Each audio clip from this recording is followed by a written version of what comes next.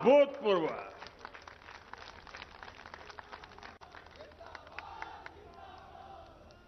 और मैं देख रहा हूं कि मतदाता कभी अच्छे कामों को भूलते नहीं है, अच्छे इरादों को भूलते नहीं है और कभी भी नेक नीयत वालों का साथ छोड़ते नहीं है।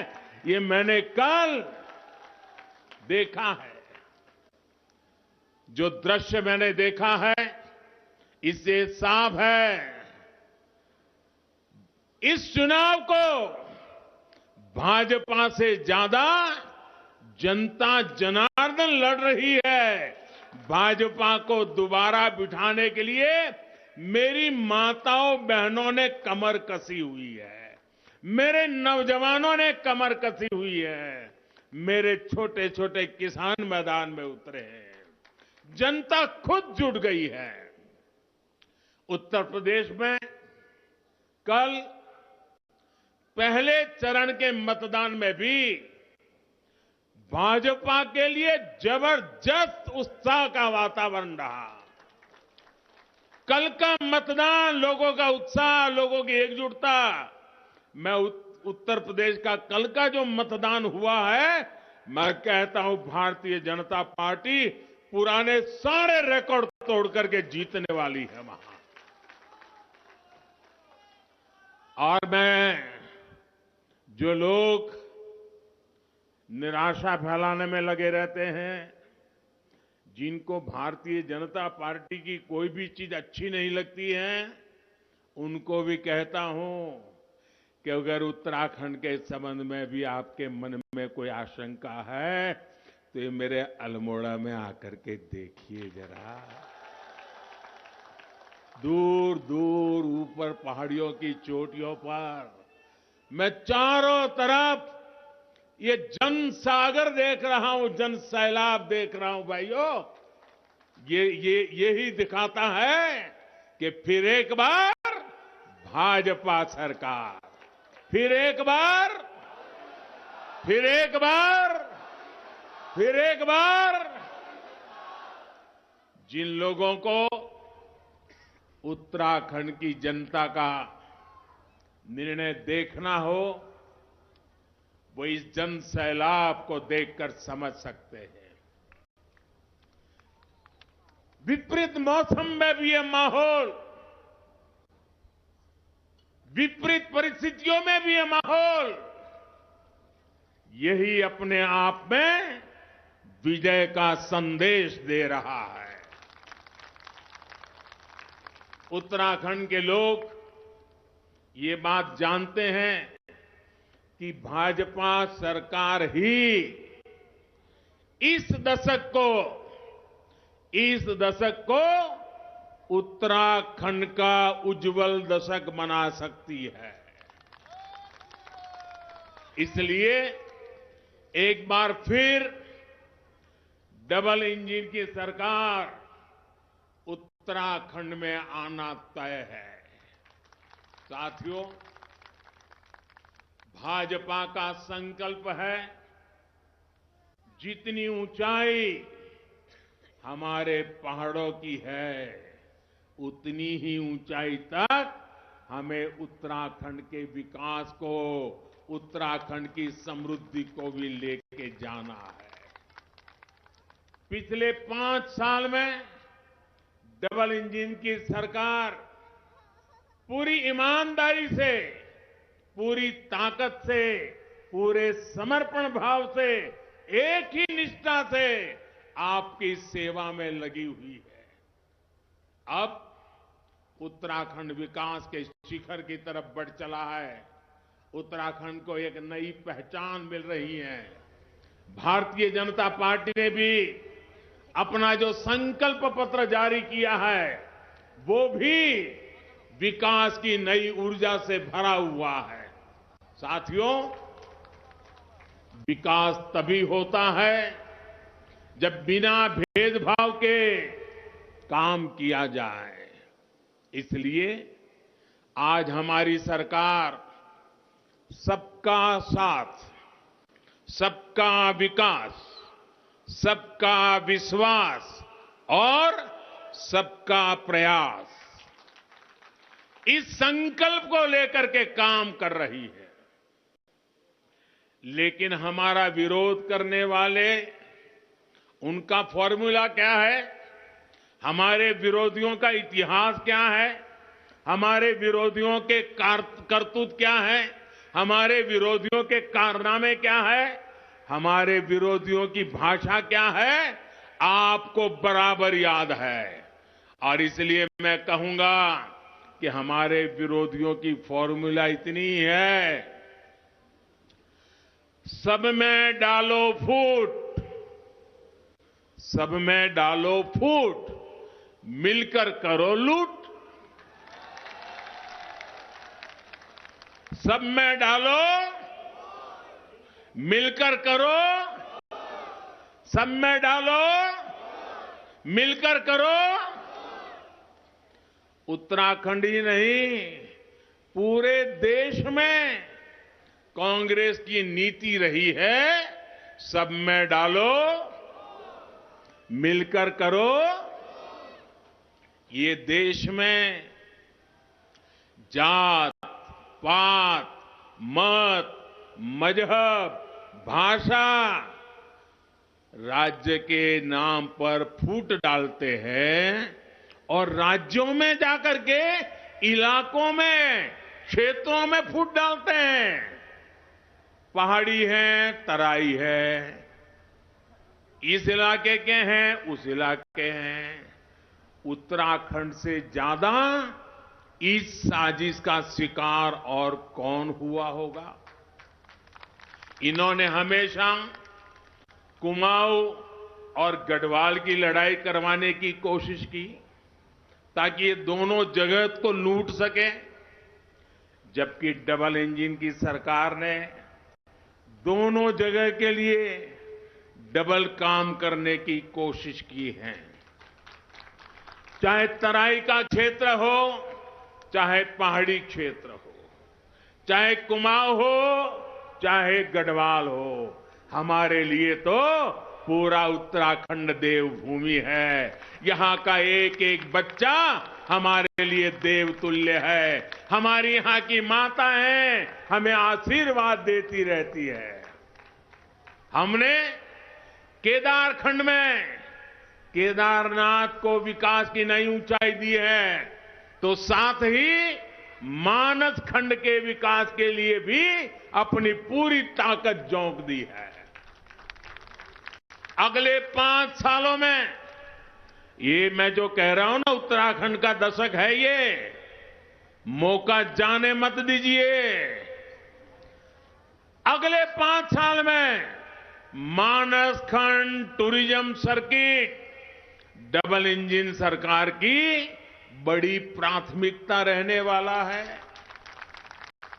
अभी कुछ समय पहले ही मुझे हल्द्वानी में कुमाऊं के लिए 17,000 करोड़ रुपए से ज्यादा के विकास कार्यों के शिलान्यास और लोकार्पण का सौभाग्य मिला था। 17,000 करोड़ रुपए। और ये सिर्फ घोषणा नहीं, जमीन पर उतारने वाली बात मैं बता रहा हूं। ये विकास कार्य पूरे कुमाऊं क्षेत्र के लिए पर्यटन और रोजगार की असीम संभावनाएं लेकर आएंगे। 4 धाम ऑल वेदर रोड प्रोजेक्ट का लाभ टनकपुर पिथौरागढ़ सेक्शन से में भी मिलने वाला है। साथियों, आज उत्तराखंड में आपसे वो लोग वोट मांगने आ रहे हैं जिन्होंने कभी उत्तराखंड के सामर्थ्य पर विश्वास नहीं किया। भारत में हमने दुनिया का सबसे बड़ा वैक्सीनेशन प्रोग्राम शुरू किया। पूरे देश ने देखा उत्तराखंड उन राज्यों में शामिल हुआ जिसने सबसे पहले 100% पहली डोज का रिकॉर्ड बनाया और टीके पर टोका टोकी करने वाले ये लोग क्या कह रहे थे आपको याद है ना? हम उत्तराखंड के दूर दूर पहाड़ों में रहने वाले लोगों की जिंदगी बचाने के लिए एक दिन रात और दिन एक कर रहे थे, जबकि हमारे विरोधी लोग क्या कहते थे? कैसी अफवाहें फैले थे, कैसी निराशा लेकर के घूम रहे थे?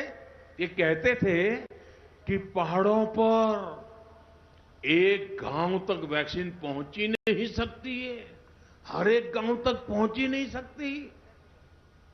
उत्तराखंड पर इतना अविश्वास है इन लोगों का, क्योंकि उन्होंने कभी इतना बड़ा काम किया ही नहीं है, वो सोच ही नहीं सकते। जबकि भाजपा सरकार उत्तराखंड के लोगों को कोरोना से बचाने के लिए दिन रात मेहनत करती रही। हमने हर एक गरीब तक वैक्सीन पहुंचाई, उसकी चिंता की।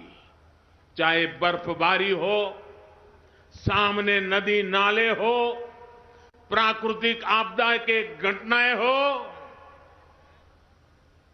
सब संकटों को पार करके, सब कठिनाइयों को पार करके हमारे परिश्रमी हेल्थ वर्कर्स गांव गांव तक पहुंचे, ज्यादा से ज्यादा लोगों का जीवन बचे, इसी लक्ष्य के साथ हमने काम किया। मैं हमारे युवा मुख्यमंत्री श्रीमान धामी जी को, उनकी पूरी सरकार को और उनके सभी कर्मचारियों को आज हृदय से बहुत बहुत अभिनंदन करने आया हूं, उनका धन्यवाद करने आया हूं। उन्होंने उत्तराखंड के नागरिकों की जान बचाने के लिए अपने जीवन की परवाह नहीं की, दूर दूर पहाड़ चढ़ करके भी उन्होंने वैक्सीनेशन का काम पूरा किया। यह छोटा काम नहीं है दोस्तों।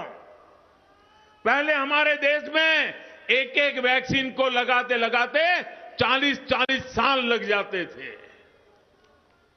साथियों, यही लोग कहते थे कि पहाड़ों पर सड़कें बनाना आसान नहीं है, इसलिए यहां तो ऐसे ही चलना पड़ता है।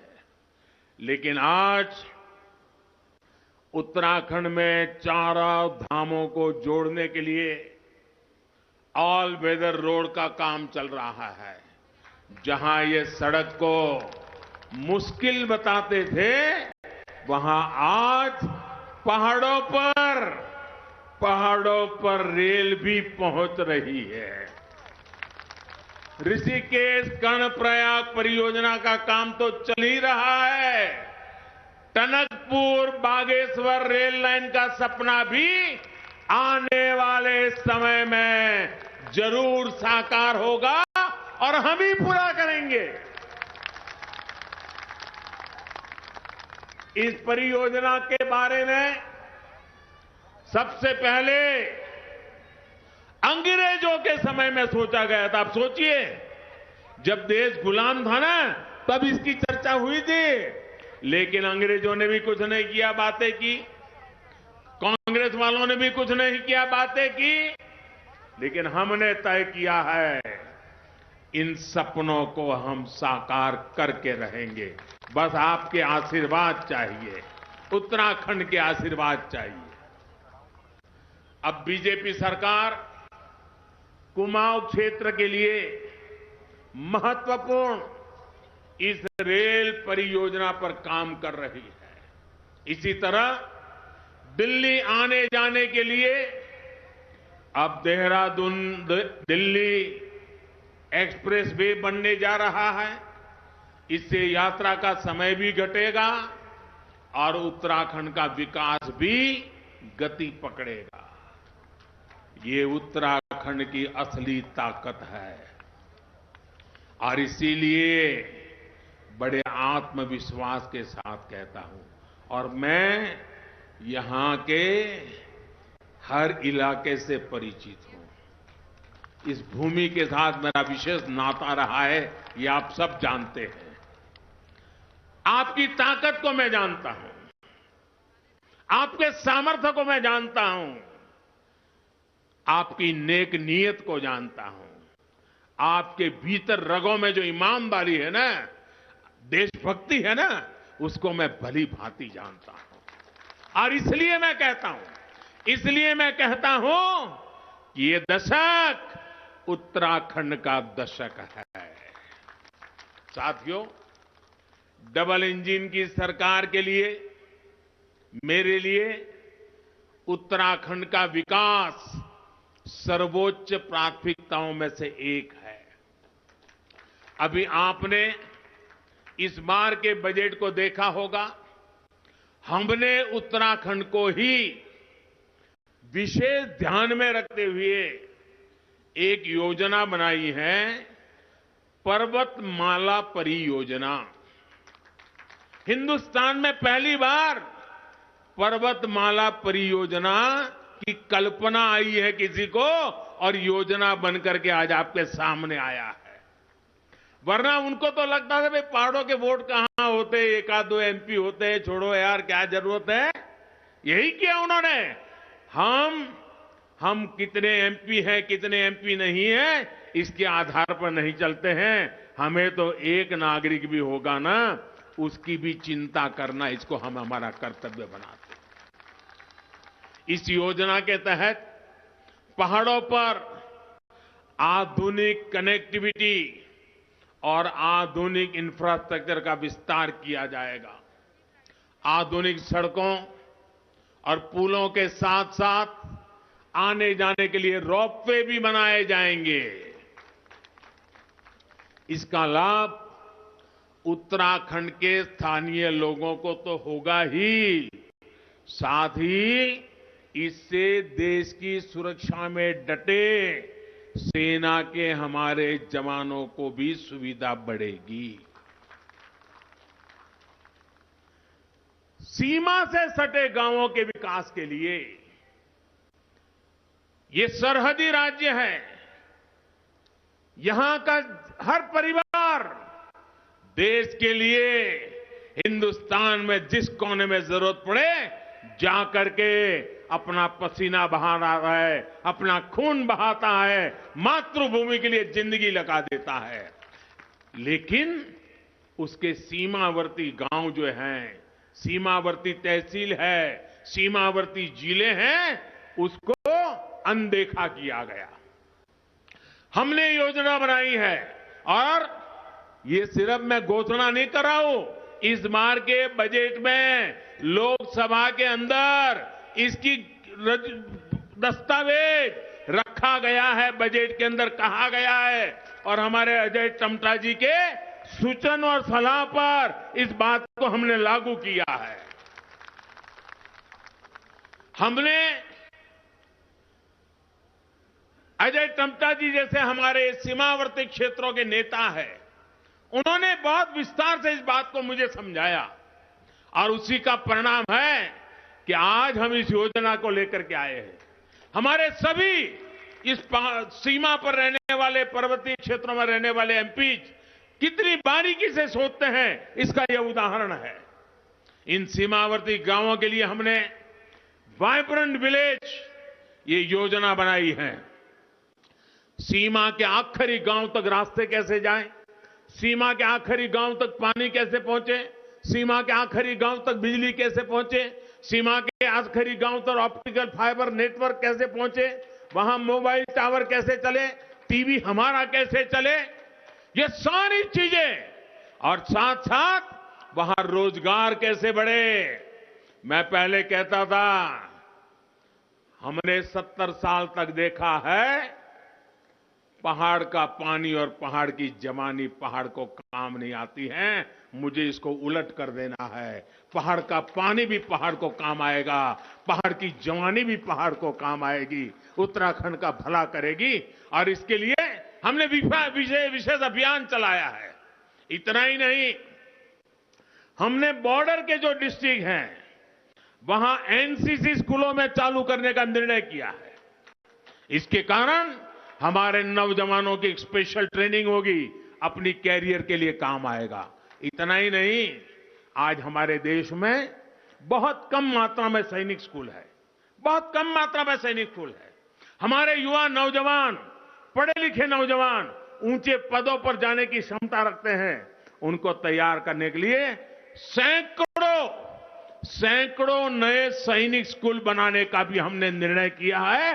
वो हमारे देश के जवानों के लिए, देश के नौजवानों के लिए कितना बड़ा काम होने वाला है। और इन सब कामों के कारण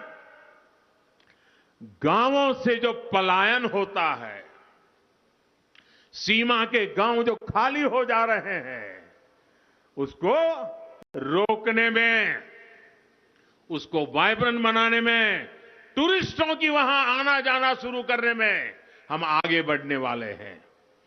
साथियों, कुमाऊं को तो वैसे भी मंदिरों का स्थान कहते हैं। यहां की खूबसूरती, यहां की प्राकृतिक आभा किसी दैवीय आशीर्वाद से कम नहीं है। अल्मोड़ा का कटारमल सूर्य मंदिर ही लीजिए, अगर इस पर ध्यान दिया गया होता, ओडिशा के कोणार्क सूर्य मंदिर की तरह यहां भी देश विदेश से पर्यटक आते। हमने कटारमल सूर्य मंदिर को उसकी पहचान देने का संकल्प लिया है। स्वदेश दर्शन योजना के तहत हमारी सरकार कटारमल में काफी कार्य कर चुकी है।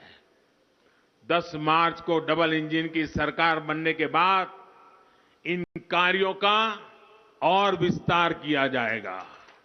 यहां सुविधा होगी, विकास होगा, तो देश दुनिया से पर्यटक यहां आएंगे। इसी कारण आपकी राज्य सरकार धामी जी के नेतृत्व में Bharatiya Janata party home stay योजना, उसको बहुत बढ़ावा दे रही है। और मुझे कुछ समय पहले वीडियो कॉन्फ्रेंस के माध्यम से ये जो होम स्टे चलाने वाले परिवार हैं, उन परिवारों से मुझे वीडियो कॉन्फ्रेंस से बात करने का मौका मिला था। और मैंने देखा कि कितना बड़ा सामर्थ्य उनके अंदर आया है, कैसे होम स्टे की ताकत वो समझते हैं और कैसे अपने छोटे से घर में भी उन्होंने यात्रियों के लिए होम स्टे का पूरा व्यवस्था करके एक नया आर्थिक क्षेत्र खोल दिया है। होम स्टे पर्यटन और रोजगार के क्षेत्र में एक बहुत बड़ा उभरता हुआ व्यवसाय है। और ये होम स्टे में सबसे ज्यादा सम्मान, सबसे ज्यादा कौशल्य हमारी माताओं बहनों का लगने वाला है। आप कल्पना कर सकते हैं, हमारी माताएं बहनें पहाड़ों में बहुत काम करती, पहाड़ों में माताएं बहनें जो काम करती है ना, वो शहर की महिलाओं को पता भी नहीं है कितनी मेहनत करती है हमारी माताएं बहनें। 10 मार्च के बाद धामी जी की सरकार यहां के पर्यटन को बढ़ाने के लिए और तेजी से काम करेगी। कुमाऊं महान खोजकर्ता पंडित नैन सिंह और पंडित किशन सिंह की धरती है। उनकी विरासत को भी पूरे सम्मान के साथ आगे बढ़ाया जाएगा। साथियों, उत्तराखंड के लिए एक तरह से इस चुनाव का एक और महत्व है। आपको तय करना है, इतने सालों तक उत्तराखंड के नौजवानों में यही चर्चा होती थी, जाए तो कहां जाए, किस राज्य में जाएंगे तो वहां ठीक से बस पाएंगे, किस जगह पे जाएंगे तो कहीं रोजी रोटी मिल जाएगी। यानी 70 साल तक पुरानी सरकारों के जमाने में जब उत्तर प्रदेश का हिस्सा थे तब भी अलग उत्तराखंड बना, तब भी पलायन यही एक मुख्य मुद्दा रहा। पलायन पलायन पलायन। ये चुनाव पलायन को पलटने वाला, पर्यटन को बढ़ाने वाला चुनाव है जी। आपको तय करना है कि इस चुनाव में पर्यटन को बढ़ावा देने वाले लोग चाहिए कि पलायन को बढ़ावा देने वाले लोग चाहिए। उत्तर प्रदेश के लोग कहेंगे अब पलायन बंद होना चाहिए, पर्यटन होना चाहिए। अब जाएंगे नहीं, लोगों को बुलाएंगे, यहां का हमारा प्रकृति का दर्शन कराएंगे। एक तरफ पुष्कर सिंह धामी जी के युवा नेतृत्व वाली सरकार है जो पर्यटन, प्रगति, प्रकृति और रोजगार के लिए काम कर रही है। दूसरी ओर वो पुरानी मानसिकता है जिसने दशकों तक उत्तराखंड में पलायन के हालात पैदा किए। यहां पर्यावरण को नुकसान पहुंचता रहा। वो लोग पहाड़ों के संसाधनों का शोषण करते रहे। यहां गरीबों के पास रहने के लिए घर नहीं थे, पीने को पानी नहीं था, इलाज की सुविधा नहीं थी। मैं यहां आता था तो देखता था कि माता बहनों को सर पर बंठों में कितनी कितनी दूर पानी लाने जाना पड़ता था। मैं सही बोल रहा हूं ना माताएं? मैं सही बोल रहा हूं ना? बंठों को उठा उठा करके जाना पड़ता था और साथ में हमारे छोटे बच्चे भी डब्बे या छोटे से कुप्पे में पानी ढोते थे। ये दिन मैंने देखे हैं।